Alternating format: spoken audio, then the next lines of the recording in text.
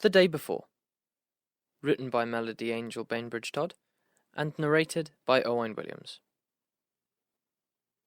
I am nothing. I have no heart to pump, no nose to breathe, no life to care for, just a scrap piece of fabric strung together by strands of thread, puffed with stuffing and glass eyes painted black, hand-stitched by the finest, yet by a name no one knows. I am not manufactured, although somehow I am still worthless. For the time being, I sat beside a little girl called Anna. My head leaned against her soft woolen coat, her tiny frigid fingertips pressed against my fabric. I was confused, since I had no warmth, no blood streaming through my veins. The two of us remained silent, for I could not speak, my mouth sewn shut. I watched her eyes flutter, glaring out at the snow we drove upon. The car rattled amongst the ice, the road covered in frosting. The parents chatted, arguing about driving on such a cold, breezy morning. Christmas Day, in fact. The girl sighed. She covered her ears, looking wistful. Each passing tree left us quicker than a second, until I felt an impact. Anna stared into my dead, hollow eyes as a vehicle rammed itself into our car. The four of us flung into the air, suddenly frozen, suspended above the ground. My head turned towards the window. The glass began to flake away. The tiny shattered pieces crept through the air. I watched each speck sparkle. The barriers collapsed inwards, jolting Anna forwards into her belt. I witnessed the car tumble, thrashing against the concrete, the stuffing from within these people falling out. And I sat there, watching. The day before, I was perched upon a shelf, gathering dust.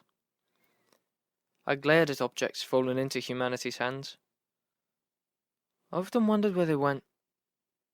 What could they possibly want from us? I am but a bear, completely worthless. That day I left with a little girl. She carried me in her arms, holding tight onto something which is unimportant. Now I sit on the concrete, watching their bodies being dragged from the wreck. I stared at Anna's face, her heart faint as if a whisper. I came to realize I was alone on that shelf, and that maybe the little girl was too. I now have a home, company, and a family. Well, for 24 hours I did. Years passed, and I still wait. Waiting for Anna to come back for me. I've hope. I shall wait until my fabric will wither,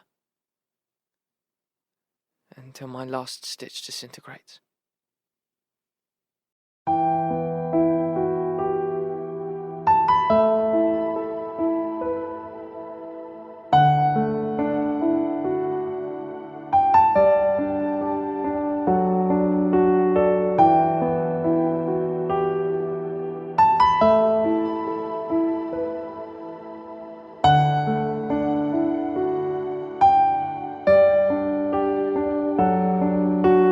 Waiting for father to come back home, staring at a hollow door.